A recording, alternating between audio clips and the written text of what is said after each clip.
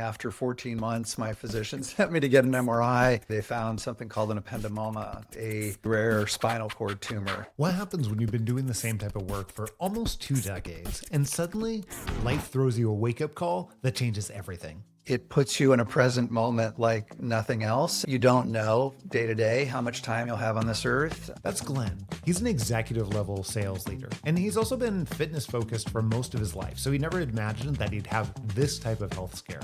It completely changed what he wanted from his work. You only have X amount of working years left.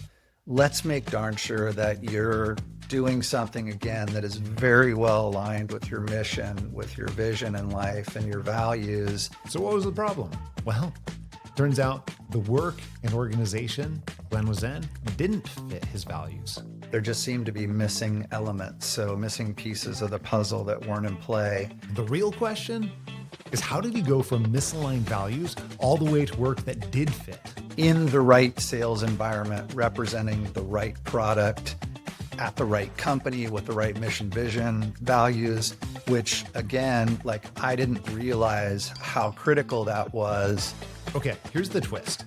Glenn was 61 when he made this shift. I may be aging, but I'm not growing old. Today, Glenn has more energy, more focus, more passion than ever. Proof that reinvention has no expiration date. You're totally worth every amount of energy investment you make in yourself. Don't regret it. Dive in and make the decision to invest in yourself. This is the Happen to Your Career podcast, where we share stories of real people making real transitions to work that fits them and the lives that they want to build. If you aren't already subscribed, go ahead and hit subscribe right now or follow so that you can get notified of every single episode and learn to design an extraordinary career for yourself. Here's Glenn sharing how he got started along a path in sales. I really feel like I had gone through some things in my career. I'd been doing the same thing for almost 2 decades. So I've been selling a variety of clinical solutions to health plans. So for almost 20 years, and had a lot of really high highs, extremely well-performing years in my career. But I also, through the blessings and curses of having a deep perspective of 20 years of experience, I also realized there were times when I performed extremely well and things seemed to be in alignment and synergy. And then there were other times where there just seemed to be missing elements, so missing pieces of the puzzle that weren't in play. I also went through a pretty significant health event in my life. It got diagnosed with something in November of 2020.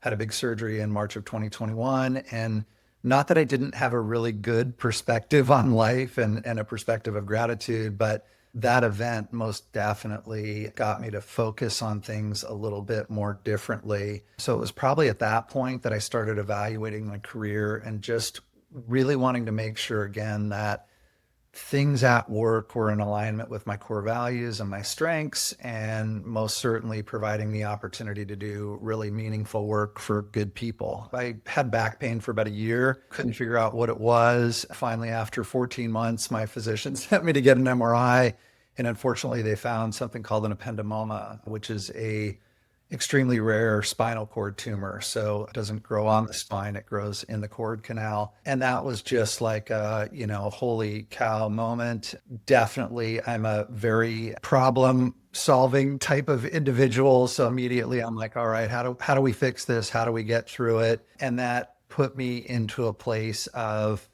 this is now my first priority to get this thing removed, which was a pretty extraordinary process. I got to go to UC San Francisco, which is probably one of the only places on the West Coast you'd want to go to have this done. And thank goodness, it's not easy, but over the course of about 4 months, I got down there, had the surgery, and I'm 4 years post, doing phenomenally well. But I think when you go through something like that, again, it puts you in a present moment like nothing else. And until you've been in that moment, you really don't understand what that feels like. But for me, I think I just started to realize that you don't know day to day how much time you'll have on this earth. Let's make darn sure that you're doing something again that is very well aligned with your mission, with your vision in life and your values.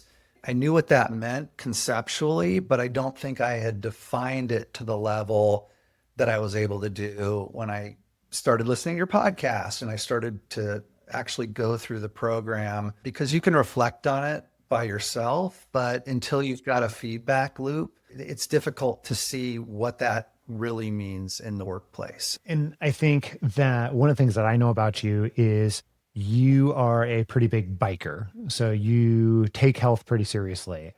What I don't know though, were you just as big of a biker prior to that Yeah, situation, prior to going through that? that's a good question and something that I don't think people realize. So, like for me, being athletic has always been a part of my life. I was a, high school athlete. I raced for the University of California at Santa Barbara on my bike. I used to, spend about 8,000 miles in the saddle every year as a younger person. And then even as I got older, I've just always considered myself a competitor, an athlete. I've played competitive tennis. I won't tell you how many rounds of golf I was playing a year, but I was playing a ton of golf and riding my bike just for fun at that point. When you have something like I had, it took me back to my foundation of going, hey, am I going to be able to have this athletic part of my life moving forward? Which again also got me to really focus on how important health is, not only physical health, but mental health. And so I think getting those two things in alignment going into surgery and coming out of surgery, it's critical that holistic balance that we all need to be at our best.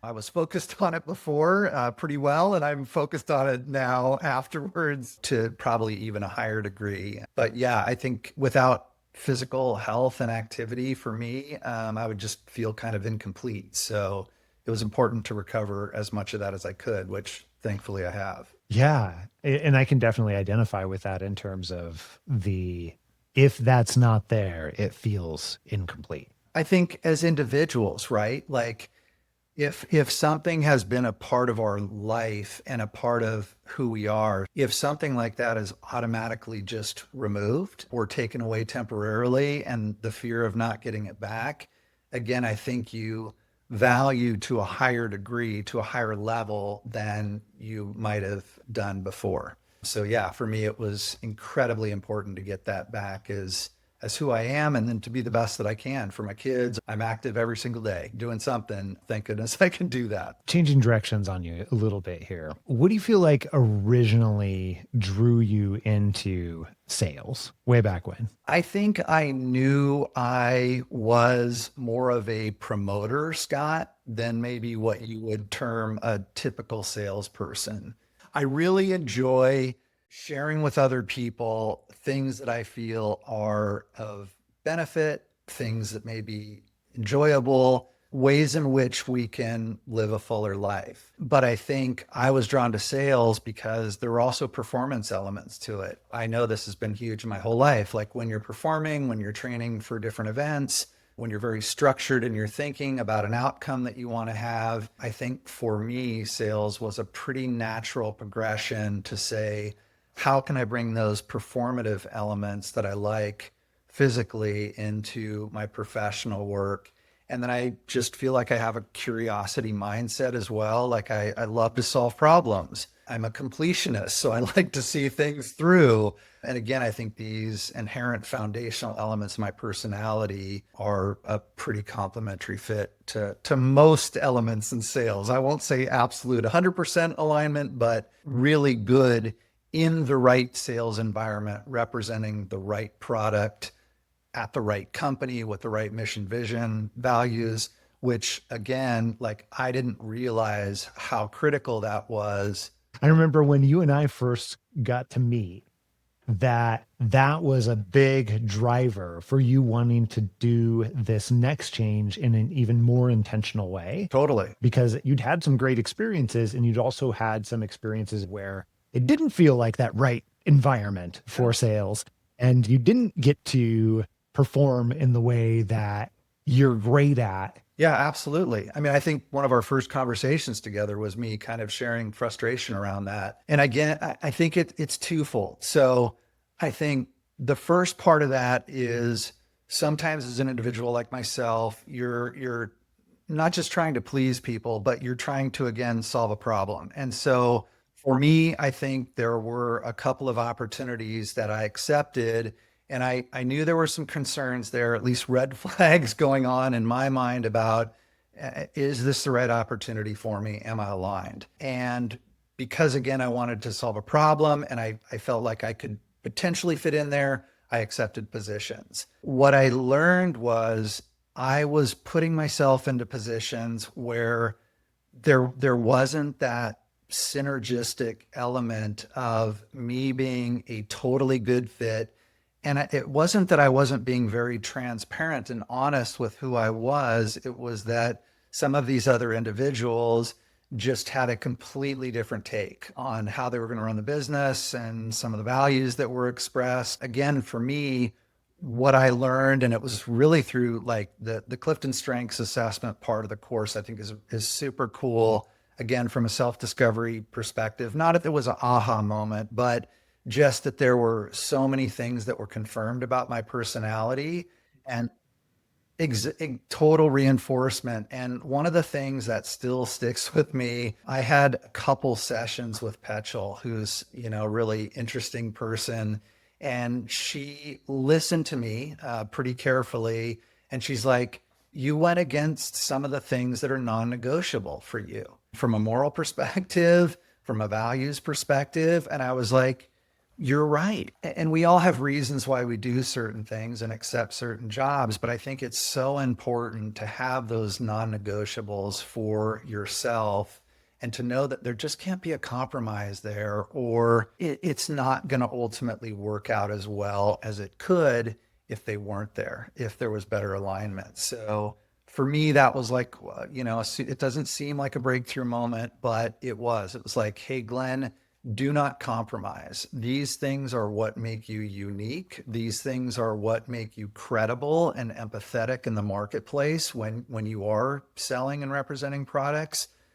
Do not compromise on these core values. Do not negotiate on things that will ultimately cause you strife and misalignment. Yeah. So what I'm curious about then is how did you leverage that information when you got into the transition part of the process? I think I became more aware and more intentional in every conversation that I had, every interview that I had, every amount of follow-up that goes into the interview process, my research into various companies.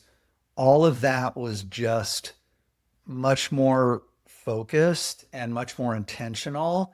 And again, I know that it's a bidirectional thing, right? You're being interviewed, but you should also keep in mind that you're interviewing them. And again, I know it's easy to say, oh, if you're not aligned, don't accept a job. I don't want to make it that simple, because for a lot of people, like you have to take a job, right? I had a little bit more flexibility to wait this out. And so for me, that was a blessing, and I didn't want to screw it up. I really wanted to say, hey, this time around, you've learned some hard lessons. You've had great coaching. You have people in your corner that are supporting you to make sure you know how important it is to not give in on points that are critical for you. That's all about treatment of others. Pretty basic stuff for me, but hard lines in the sand. Tell me about a couple of those pieces that fall into that values category for you. And I think that, way back when you and I first got to meet, some of those came out loud and clear, but I think some of those you uncovered or validated throughout, throughout the process of you making this transition too. Yeah. So tell me about a few of those that were on the top of your list. Treatment of others is just, and professionalism is number one. It seems so simple. And yet I think when you're put into sales positions, maybe even more so, you can be asked to do things that maybe don't align, again, back to your value system. So I think that was number one. So not that I didn't know that coming in, but just really holding true to that. I also think really believing in the solution that you're providing. I'm in the healthcare space. So for me, the whole reason I went into healthcare was to hopefully make it better overall, holistically. And then whatever solution I'm delivering, I wanted to have meaningful impact on the member or patient that would be receiving that solution.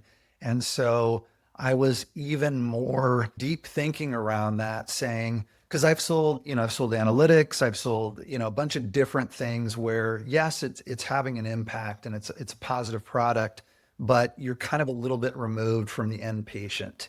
And with the company I joined now, they're all about the patient. They're all about the member experience. They're all about making sure that a high quality clinical outcome is first and foremost. And if you do that, then the potential savings is there, and the mitigation of maybe going to surgery is reduced. So those things I started to realize when I examined my value system, like meaningful work, impactful work, and being able to see it at the base level of a member and a patient, like getting better, working towards full recovery, reducing pain in their life.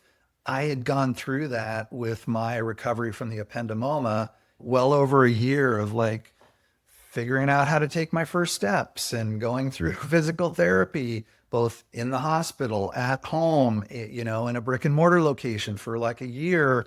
So I really relate to the fact that this solution aligns so well with my values. Again, back to getting to a place of full recovery and being able to lead your fullest life. So that alignment, and I just think it's fortunate that it worked out so well, but it kept reinforcing how important those values are to me. Again, to get back to am I doing something of meaning? Well, and I think that's so interesting too, especially since you had this experience with this, I mean, let's just call it like this health experience overall. And that in itself was influencing a different level of meaning here in this next opportunity. Yeah. And one other point just to add on to that, the experience that I went through has shaped me in a way that like I didn't know the level of resiliency I had within myself. I know I'm not patient. Ask my family if Glenn's a patient man, they'll say no. But am I perseverant? Yes. And like what I went through was so transformational as far as understanding what we can all overcome, that I feel like this is now a part of my story. And I've been lucky enough that during my interview process, because what I'm doing now is all about people's individual stories of recovering from pain and going through the process with our solution set. And so for me, I got to talk about it with people when I interviewed. I'm meeting colleagues in the United States. This company's based in Europe. So, I'm meeting people in Portugal, and I've had conversations about my own personal story of recovery, and like that connection, not that I want to be vulnerable, but that ability to be vulnerable with people and say, this is how important it was to me. I have a passion for this, and look how nicely it aligns with our product. Again, I like sharing that, Scott, because I don't want to just throw it out when it's not appropriate. But when people understand we all have our own stories, and we do recover and we do go through these things, I just think that builds way better human bonds. And for me, those are the kinds of bonds that I want to create at work. I want people to know a lot about, again, what I'm motivated by and what I want to accomplish. So Well, I think it's important. I mean, not just because it's important to you, but I think it creates those stronger connections. It also leads to a question for me too. As you were getting into that two-way street that you mentioned earlier, where this, you're in interviews, you're in interactions, and this has to go both ways. It can't just be good for the organization and whoever is serving as, your boss, coworkers, et cetera. It also has to be great for you. With this reinforced knowledge, what did one or maybe a couple of those conversations look like, sound like differently than how you had pursued career transitions in the past? yeah, How did you ask questions differently? How did you interact differently? What did that look like? I think one thing that definitely kind of stood out, I went through a variety of interviews with my sales leader. I went through an interview with a colleague who's more on the customer success side. I went through an executive interview and then a big pitch that I did to them. But that second middle interview was actually with a gal who very emotionally intelligent, super culture oriented. I kind of knew going in that, this was going to be a bellwether interview to understand what kind of culture existed before I entered the organization, and would I be, I felt very confident from my previous interviews, but what kind of a contribution could I make to that culture with my personality, and could I be my authentic self? I mean, my connection in that interview and the conversation that I had with that individual was just so confirmational in a positive way that they took seriously evaluating what kind of people they brought into the organization, as much as their resume, as much as the success that they've had licensing to health plans. That was a huge paramount part of the decision-making process for them. So I went into that because I think my coach Diana and I had had so many conversations about interviewing and how to represent myself that I just felt like it was much more connective than maybe previous interviews that I've had at that stage. And again, I think it was meant to be, because I just feel like there was such a nice, synergistic, comfortable, gracious feeling during that interview. And that's the kind of environment that I'm looking to be a part of, right? Do you remember any of those reframes that were helpful for you as you came across them? I mean, there were a lot. I think, again, one reframe, which I've already shared, is, not that you're going to say, yes, I'm older, but I told them how focused I am now. I told them, again, the energy level, and I've never had more experience than I do right now, right? So you should walk into every conversation knowing, hopefully, you're better now than you've ever been in your life. I do believe that pretty deeply, but it's tough when, again, you get reinforcement from the interviewing process that there's just so much rejection. Let's go back to what worked for you, particularly to get this opportunity working for sort of. So how did that come to be? Again, connections. I had a really authentic initial connection with an internal recruiter They're at the organization. Yeah. Just a really super gracious, genuine woman who right away there was a connection level. How did you did you apply, or how did you end up in this Yeah, conversation with she and I had gone back and forth on LinkedIn. She had actually approached me with a role that she thought would be well suited for me. And again, using my evaluation skills, I was like, no, that's not the right spot. And I said, but I'm very interested in SORT, because I had started to look into what they stood for and their solution set. And so I don't know how much time went between the first time we talked and I kind of said no, but still had created that relationship. And she got back to me, and because I told her what I was looking for, and she's like, "Oh, that's interesting. I don't see anything right now, but we made such a good connection." So yeah, it was probably a week and a half or two, and sure enough, she reached out again, and there was super good connection with the role, with my experience set. And so that kind of catapulted us forward. Again, I had another really lengthy conversation with her, shared some of my deeper level values and what I was looking for. I was really open about the fact that I had taken a pretty prolonged period of time off to figure all these things out. So I wasn't hiding from that. And it didn't scare her off. It made her even more connected to my story and what I stand for. So that was the impetus of how I began. And then, like I said, I had a series of interviews with executives and other, team members that I work closely with now. And again, even in that process, for me, I was getting confirmation from them, Scott, that they had their act together. They knew exactly what they were looking for. They were looking for organized, structured, mature understanding of the market, emotional intelligence, things beyond paper that they knew would fit well within their really smooth running operation. And so the stuff that I was receiving back from them, telling me how important this decision was for them, and then showing me how important it was by investing the time in all those interviews and all the preparation and, listening to me present, again, just connection point after connection point was positive. But what advice would you have for that person who is back where you were, many months ago? Yeah.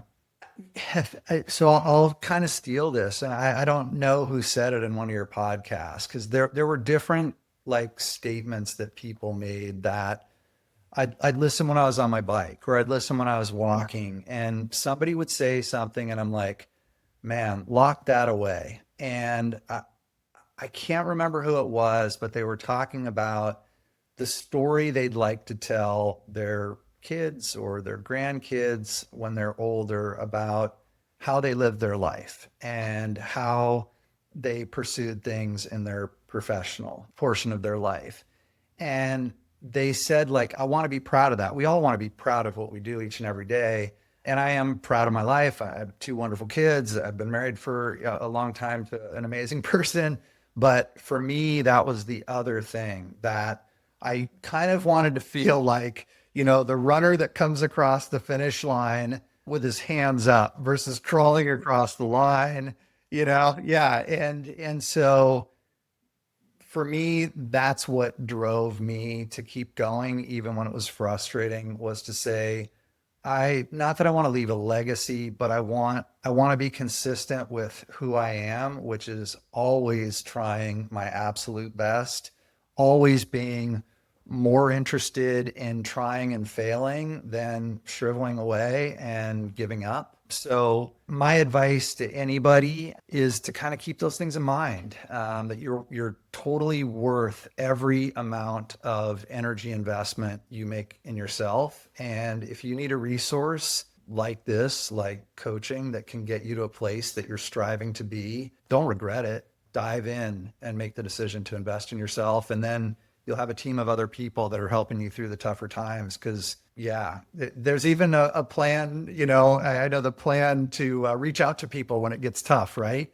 And like, that's a huge part of it. You guys recognize that there's going to be troughs and low points during the course of it. But yeah, in my case, I'm just really grateful. I got to a great place and feel like, again, the percentage of me getting here would have been way, way lower had I not had the help and assistance. So. And if you've listened to very many episodes of the Happen to Your Career podcast, you know that this is the entire reason our company exists, to help you find meaningful work that actually fits what you're looking for, help you build the life you want, and figure out how work fits within it. So if you're ready to take control of your career journey and find work that aligns with your strengths, we'd love to help. All you have to do is just pause this right now and drop me an email, scott@happentoyourcareer.com. Just shoot me an email, put conversation in the subject line. Scott@happentoyourcareer.com. I'll connect you with my team, the specific team member who can help with your unique situation. That's all you need to do. Drop me an email right now.